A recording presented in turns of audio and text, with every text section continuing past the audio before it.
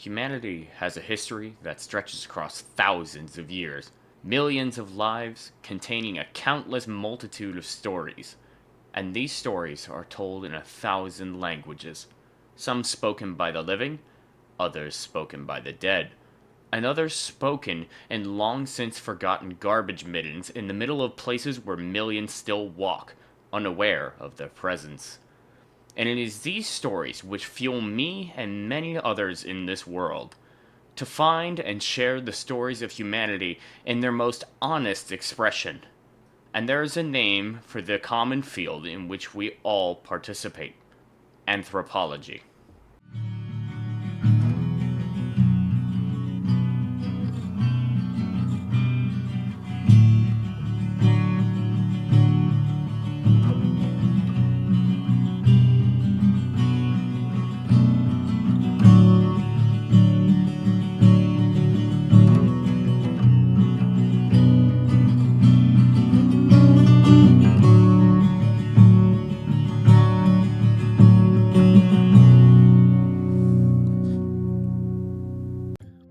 Well, hello, and welcome back to the Stygian Study, everybody.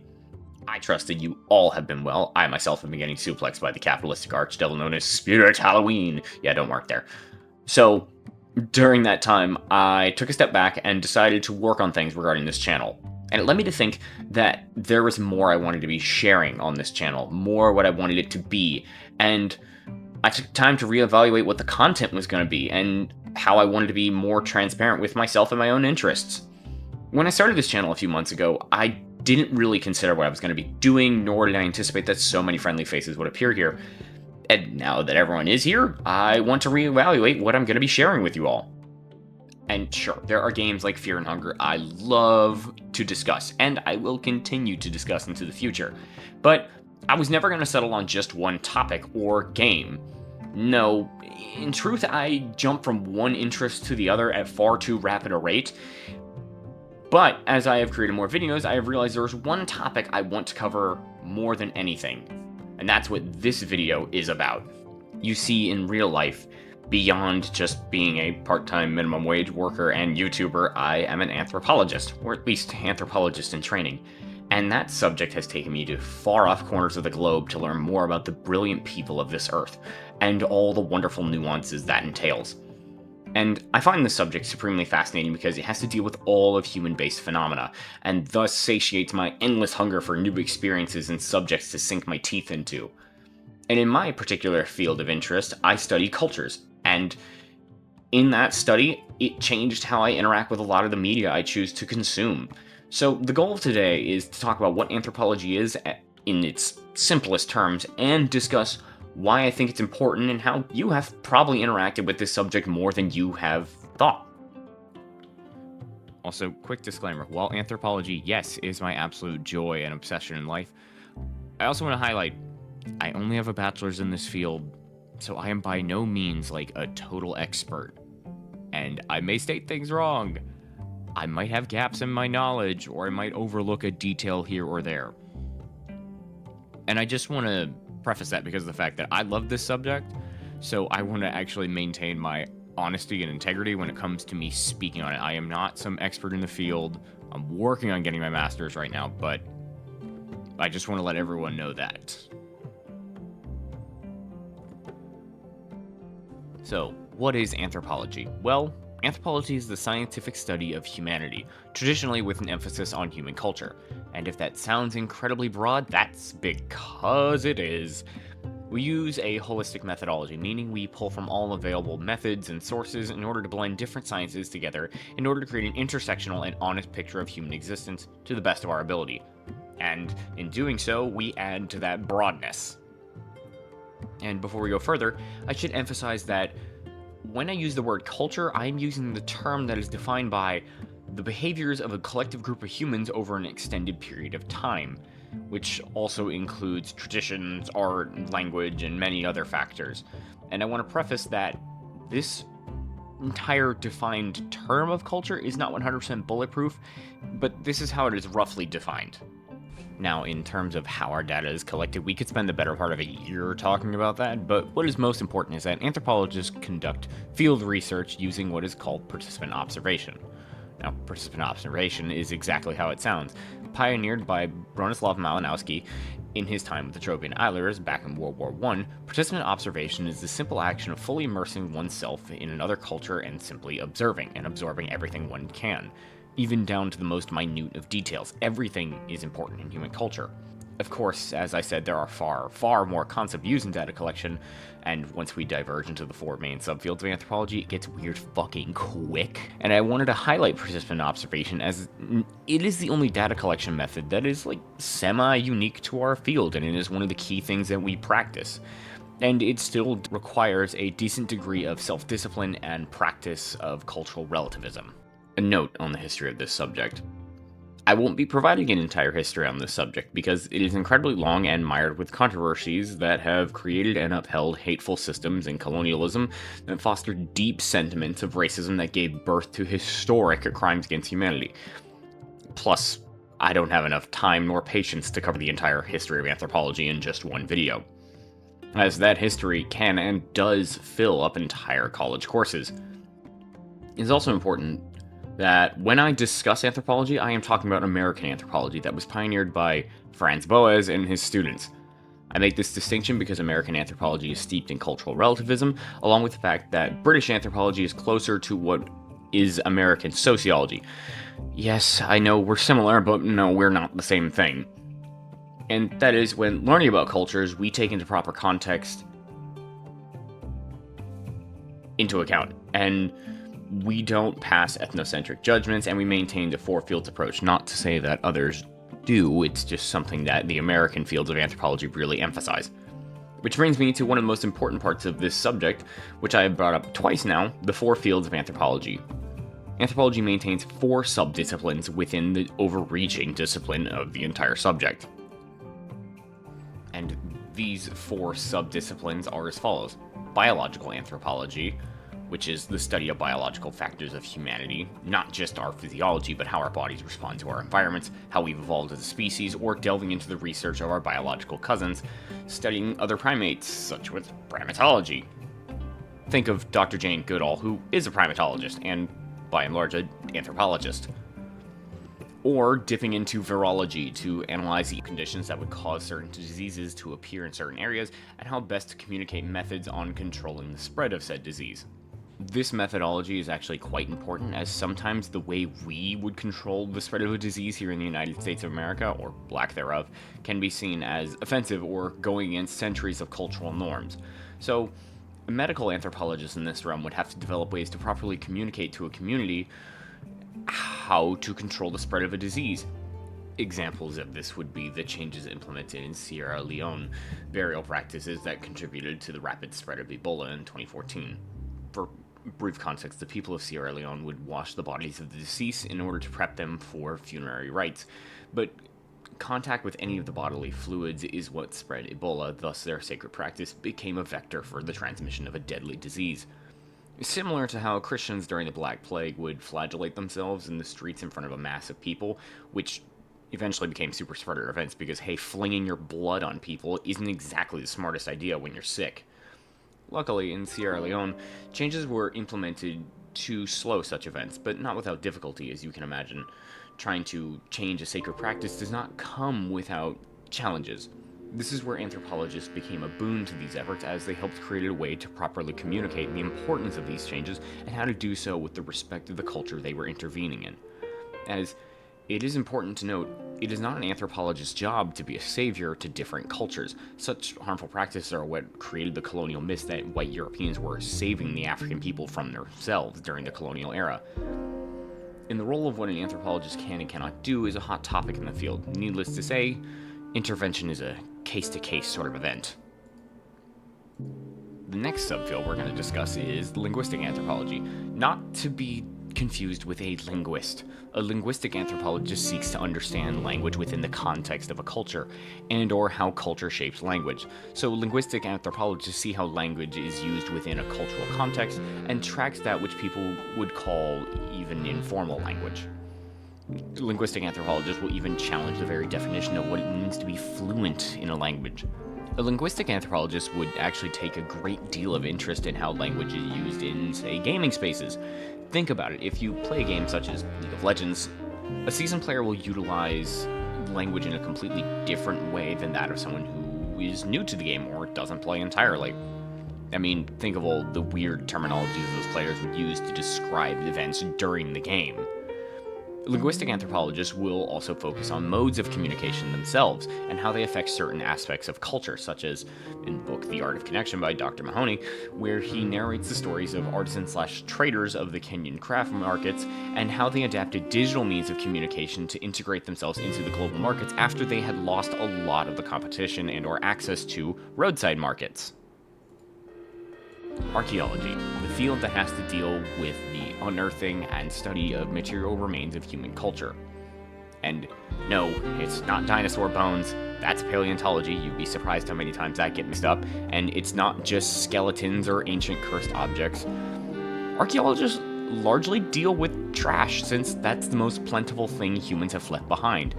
And let me tell you, if you go into your trash can right meow, and you really analyze it, you could learn a lot about your own habits. So, archaeologists are less like Lara Croft and more highly educated goblins who are a little too fascinated and excited about dead bodies and fossilized feces. And they are far more prevalent in your world than you may think. They are employed before any construction can occur in most parts of the United States, which is a practice known as cultural resource management, or CRM. And these little trash goblins will come in before a construction project can begin. They will survey the entire area, and usually beyond it, and this is done so they can see if there are any artifacts that exist, or God forbid, human remains. If any of these are found, they must be identified, and in many cases in the US, they can often belong to Native American groups, and thus fall under something called NAGPRA, the Native American Grave Protection Act, and that group must then be contacted to see what will be done with those remains. And I've talked to some construction workers, they absolutely love this because they love how long it delays certain projects from getting done. And these groups will have a say if either these artifacts or remains will be left alone and paved over, which does happen, as many communities would rather these bodies be undisturbed, or exhumed and returned to where they belong to, or in some cases, brought to a museum. Well, you know, it's all a case-by-case thing, and it's not as common as one may believe. Now, cultural anthropology, my personal favorite and specialty. Cultural anthropologists are all about immersing themselves within a culture to learn firsthand all that they can about it. And this field isn't just flying off to some remote location and living a fantasy, but it's about grounding oneself in where the people are. And as such, this field also encapsulates things such as folkloric studies, environmental studies, even the anthropology of sport or the anthropology of tourism. There's a lot that one could study in this field. Cultural anthropologists usually conduct research, which is known as ethnographies, which is the study of culture, and those reports would then be called ethnographies.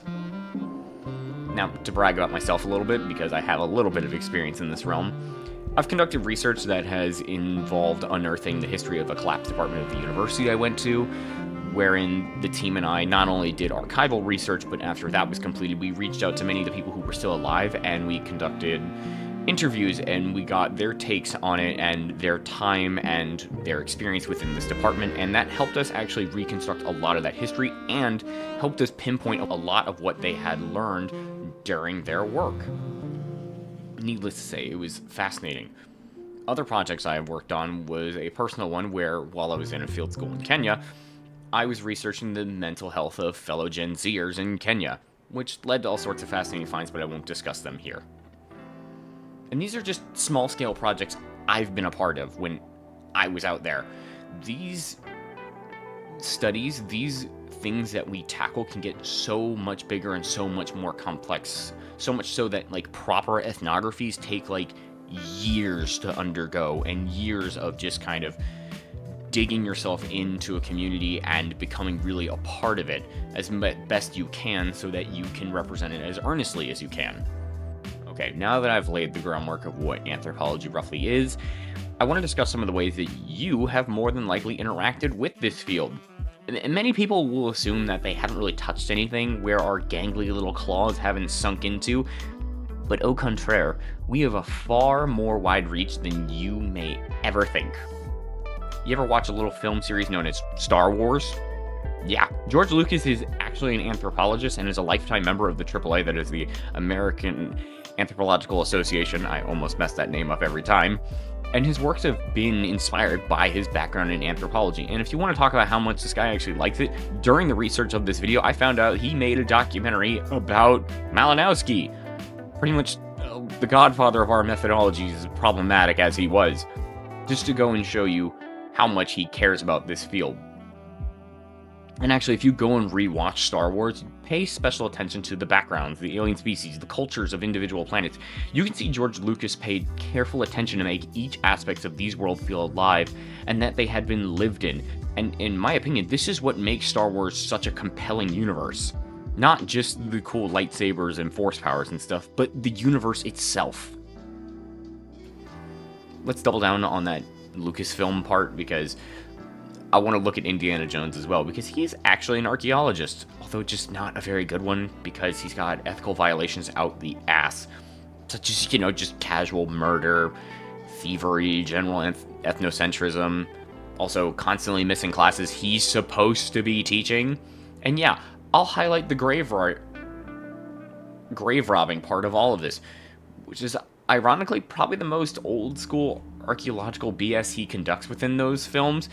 But his tagline of "that belongs in a museum" is a gigantic red flag, because by all means that is against how archaeology is committed. We don't just uncover things just to throw them in museums. No, we have to have a very, very long dialogue with whatever institution we're working under, and usually then talking to governments. You can't just steal from people. It's why we have laws such as NAGPRA. Looking at you, British Museum. Now, okay, not all anthropological representation is bad. There's one who's actually really good at it, and if you've watched Atlantis from Disney, Milo Thatch, he's actually a linguistic anthropologist, and he practices anthropology in it, given the time frame of the film, World War I, good amount of cultural relativity, and he's actually a good representation of how an anthropologist would be acting in some of these more foreign environments, minus the whole fighting a war thing.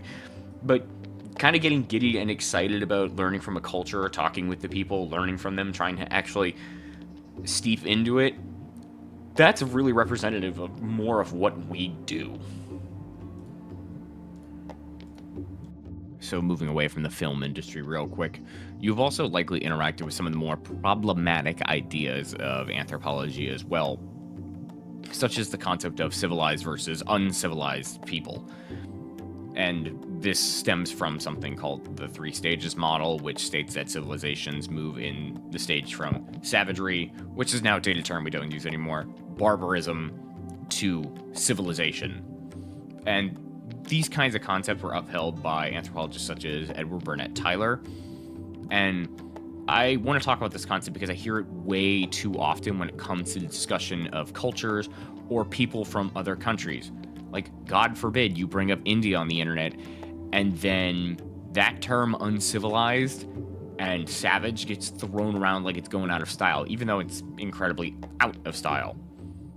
And I want to talk about how these concepts are incredibly harmful, as not only do they propagate the idea that one culture is inherently superior to the other based upon made-up parameters that just don't exist in science at all, but they were also used to justify the oppression of people or justify going and exploiting people.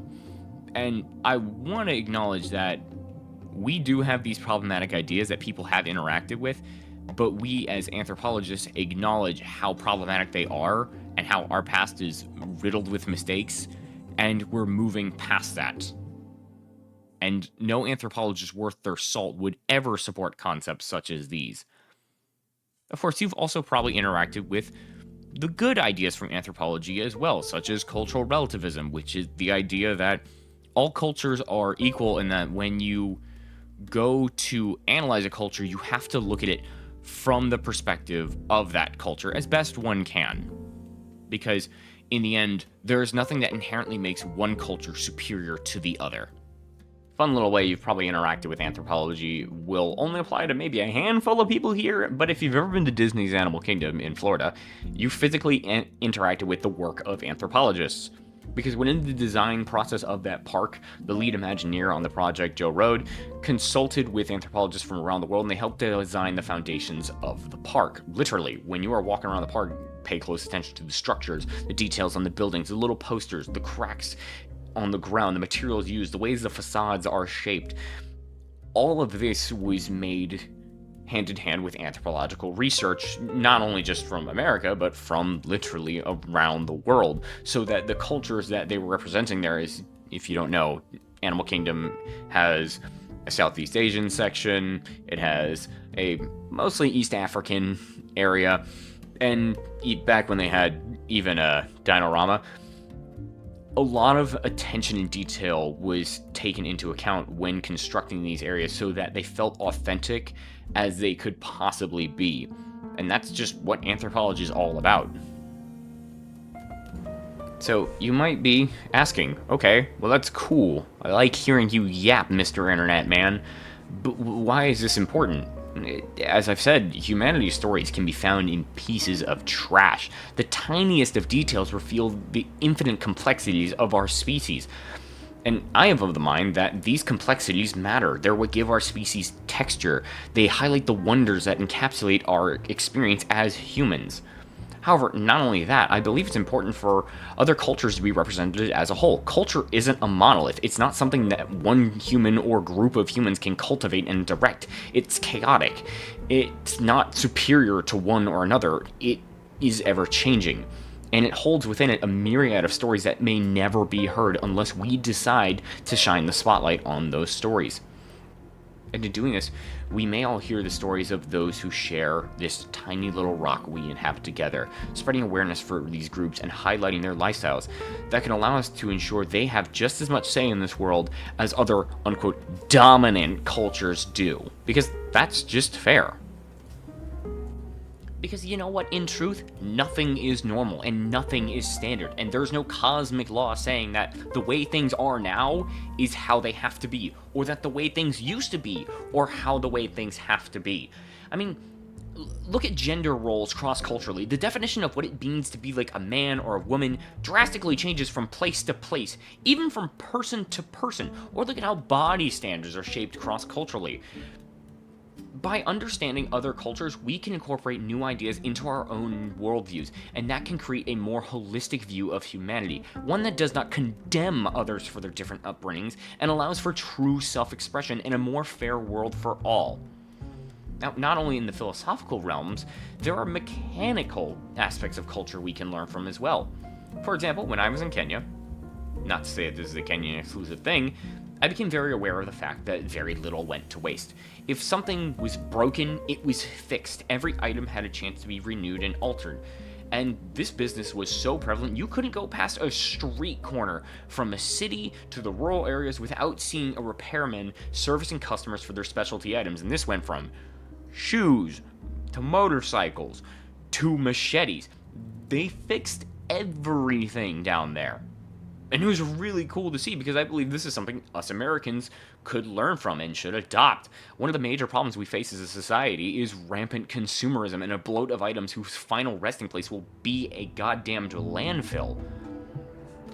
Or we could adopt their recent innovations, such as the use of fungi as building blocks for houses. It's a little more experimental, but I just heard about it. It's super, super cool. Or even adopting their ban on single-use plastics. There are no plastic bags in use down in Kenya. There are cloth bags, and they're awesome. Or, in dry parts of the United States or other dry parts of the world, the way that Kenyans help store water for the dry seasons is what's called a sand dam. They literally wall off an entire piece of sand, and they make it so basically you can pump water out of the bottom of that sand, because when it rains really heavily, filters in, gets trapped by the groundwater, and you can suck it right back up. Now, you wouldn't drink it, but they use it for agricultural purposes. And it's really easy to filter because it's just been sitting in sand, so there's actually next to no bacterial infections in it. You just don't want to drink it because of the heavy metals. Through cross-cultural studies, we can become privy to solutions to all sorts of problems that humanity face. Not through thievery, mind you, but through open source sharing, since we're not trying to recreate capitalistic imperialism, but we're trying to cultivate new systems of communal support that uplifts all of humanity. And if you think representation isn't important, I want you to think about why Spider-Man was a dorky teenage kid. It's because a lot of the comic book readers at the time were dorky teenage kids, and because of that, Spider-Man exploded in popularity because his story was relatable to so many people. Or think about why Superman was made to be an alien. It was so he could represent the oppressed and outcasted peoples of the world. Or think about why Master Chief was designed the way he was, why he always keeps his helmet on, and why he speaks so seldomly. Even the Bungie developer said that it's so anyone could insert themselves into the game and live that power fantasy. Representation is incredibly important. Everyone deserves to be seen and everyone deserves to be heard. Plus, there's the added benefit that as we learn about others, we can understand new ways of living. And for me, personally, this has helped me to deconstruct a lot of preconceived notions about how I live my life and how life was supposed to be, and more importantly, what was considered normal. And the final reason why I think anthropology is amazing, and it doesn't get the kind of credit it deserves, it circles back to this idea of stories. Because let's be honest, when new ideas are introduced into the cultural zeitgeist, it's super, super cool. Think of all the original ideas that we have gotten from the queer community, for one, like I Saw the TV Glow or Has Been Hotel. Or a semi-unpopular example of this would be Cassante from League of Legends, who has an incredibly unique identity as a champion, whose entire design is derived heavily from Nigerian culture down to the clothing that he wears. Or for a popular example, look at Elden Ring, which is a mishmash of several different cultural ideas from Germanic to Norse to Japanese. The game is a flutter with art styles and concepts from different culture. Or look at Dark Souls, which was born from a Japanese developer as a child, reading a lot of English fantasy books and him filling in the holes, and that gave him this wonderful idea for the universe and storytelling style of Dark Souls, which has become so popular.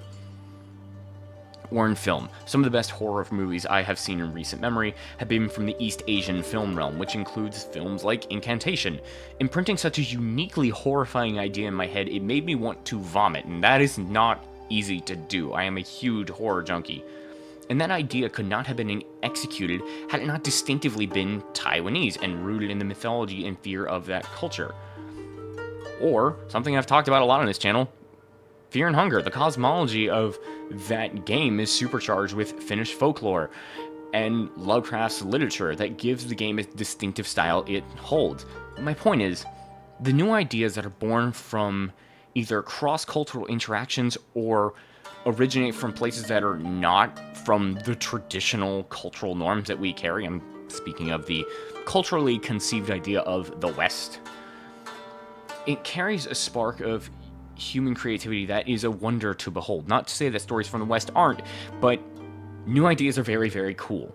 Furthermore, a point that I think many people should understand is that this lens of anthropology allows us to break down and understand aspects of our own shared culture that we might not be aware of.